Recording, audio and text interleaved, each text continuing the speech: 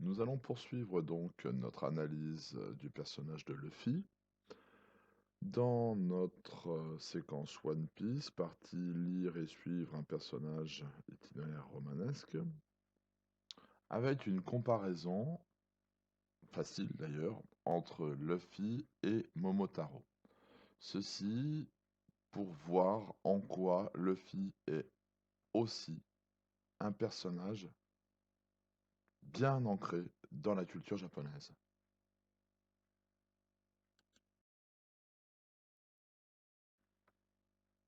Donc pour rappel, le manga d'Eshira Oda a en 2018 vendu plus de mangas de numéros que des séries comme Batman ou Superman, et ce pour un seul dessinateur, là où Batman et Superman ont évidemment un cumul de dessinateurs à leur actif.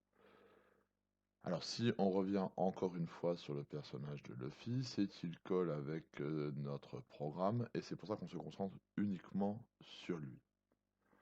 Et si on a déjà vu qu'il était un personnage qui appartenait maintenant à la culture mondiale, si nous avons déjà vu qu'il collait au modèle du chevalier, il faut voir maintenant en quoi il est aussi typiquement japonais.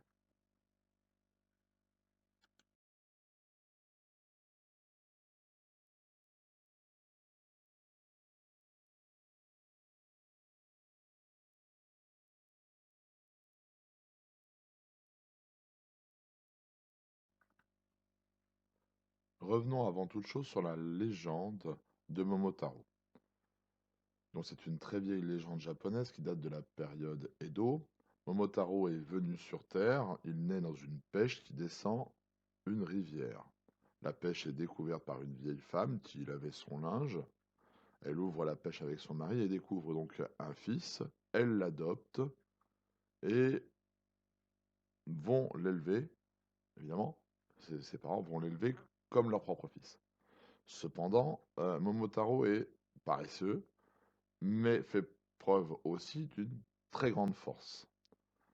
Lorsqu'il décide d'aller chercher du bois, par exemple, il dort toute la journée, et pour pas revenir les mains vides, il va arracher un arbre et revenir avec l'arbre en question en guise de bois.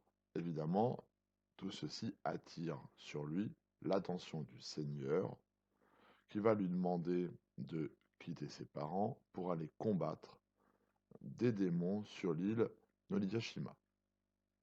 Alors, il va donc entreprendre ce voyage. Ses parents lui donnent des biscuits, etc., pour faire le voyage, qui serviront donc dans son périple. En chemin, Momotaro rencontre un chien, un singe et un faisan, avec lequel il va se lier d'amitié en utilisant justement la nourriture donnée par ses parents. Ils vont vaincre ensemble les démons et leur chef Ura, et ensuite ils retournent chez ses parents avec ses amis, évidemment, le trésor des démons. Et on part du principe après qu'ils vécurent heureux, etc., etc. Ça, c'est la légende telle qu'elle est exprimée. Il reste à savoir et à vérifier que cette légende colle avec l'histoire de One Piece et de Luffy.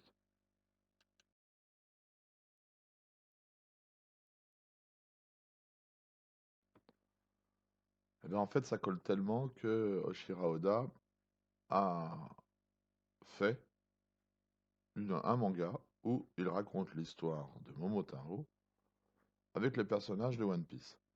Là, on voit que Luffy est fils de la pêche.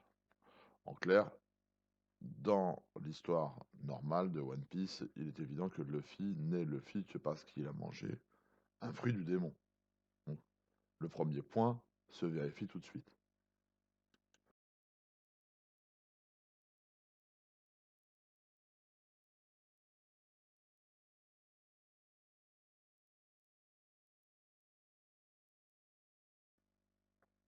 Que ce soit la légende de Momotaro ou le manga One Piece, on retrouve deux moteurs narratifs identiques, la quête d'un trésor, la volonté d'aller à un but lointain. Et les deux vont se faire d'abord sur mer, voyage en bateau, deux entourés de compagnons, que ce soit les trois animaux ou que ce soit évidemment les nakamas de Luffy. Donc on a dans ce cas-là deux structures narratives identiques.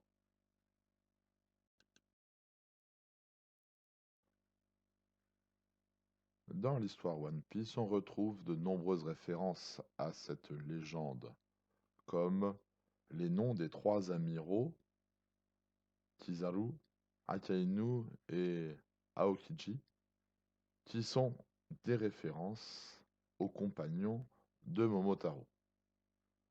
Mais ce ne sont pas là les seules références qui rapprochent Momotaro de Luffy.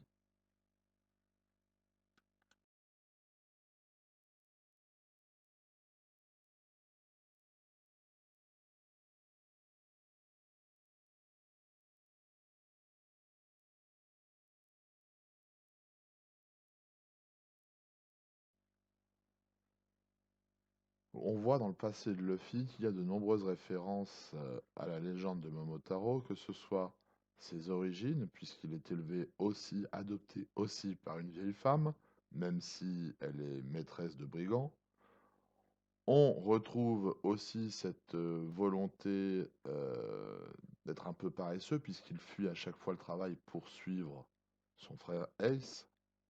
Donc on a, dans les origines même de Luffy, un grand rapprochement avec Momotaro.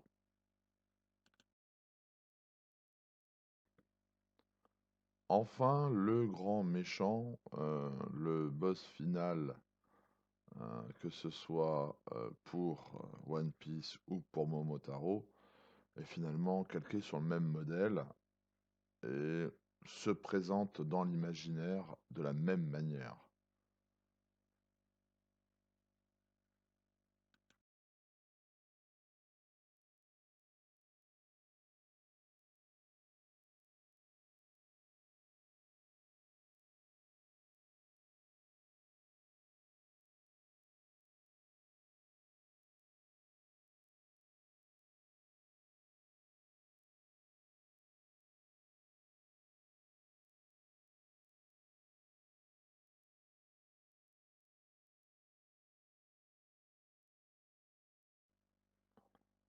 Donc pour conclure, on voit que évidemment Luffy est un personnage qui, s'il appartient à une culture mondiale, est aussi l'héritier de la culture japonaise et de l'histoire de Momotaro. Donc on est à la croisée des mondes avec le personnage de Luffy. Je vous propose maintenant de marquer cela dans votre dossier.